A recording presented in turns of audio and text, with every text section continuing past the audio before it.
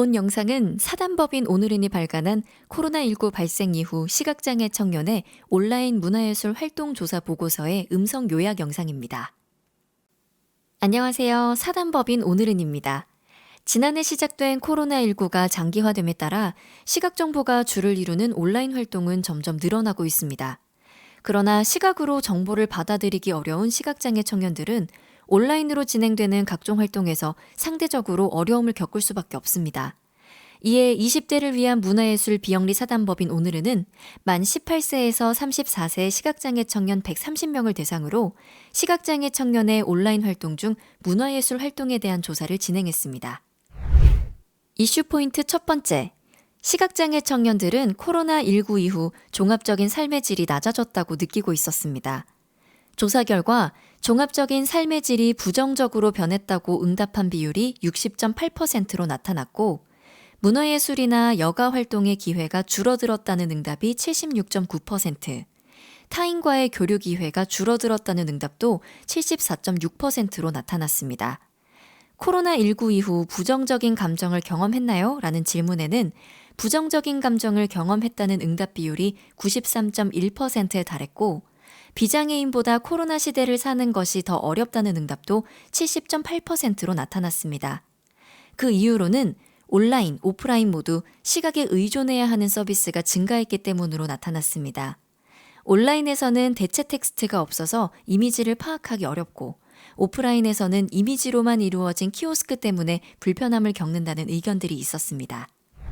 이슈 포인트 두 번째, 시각장애 청년은 온라인 활동에 대해서 온라인 서비스가 증가해서 활동은 편해졌지만 그래도 온라인 접근성이 많이 열악하다고 답했습니다.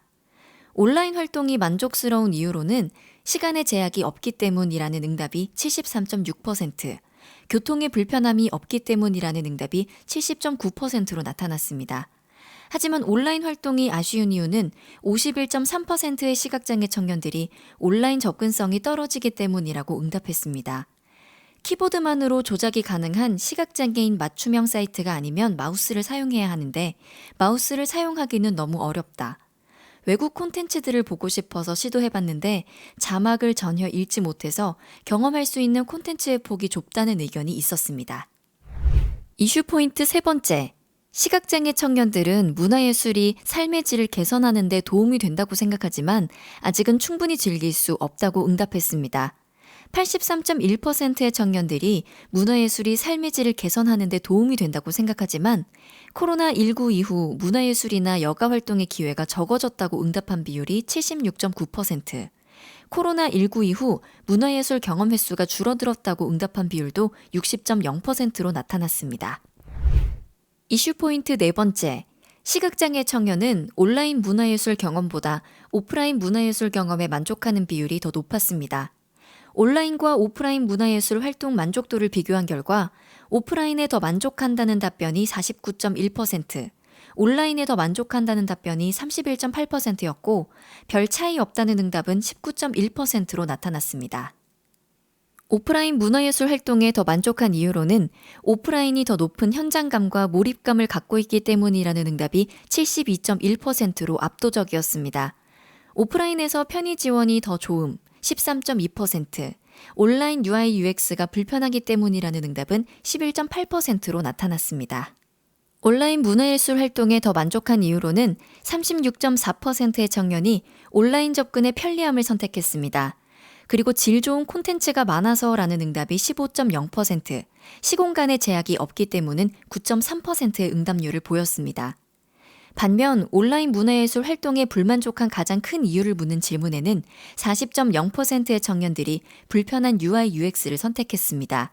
한 응답자는 주관식 응답을 통해서 흔히 온라인으로 제공되는 콘텐츠 자체의 접근성을 신경 쓰지만 사실 오프라인과 마찬가지로 온라인에서도 원하는 콘텐츠까지 찾아가는 것이 불편합니다. 온라인 사이트의 접근성에 더 관심을 갖고 음성 안내, 큰 글자 모드, 단축키 지원 등의 편의 기능이 제공되어야 한다고 생각합니다. 라고 밝혔습니다. 결과적으로 온라인 문화예술 경험에 만족하는 이유와 불만족하는 이유가 공통적으로 접근성으로 나타났습니다. 현재 접근성은 개인의 스마트 기기 활용 능력에 따라서도 경험의 폭에 있어 차이가 큰 것으로 나타났는데요.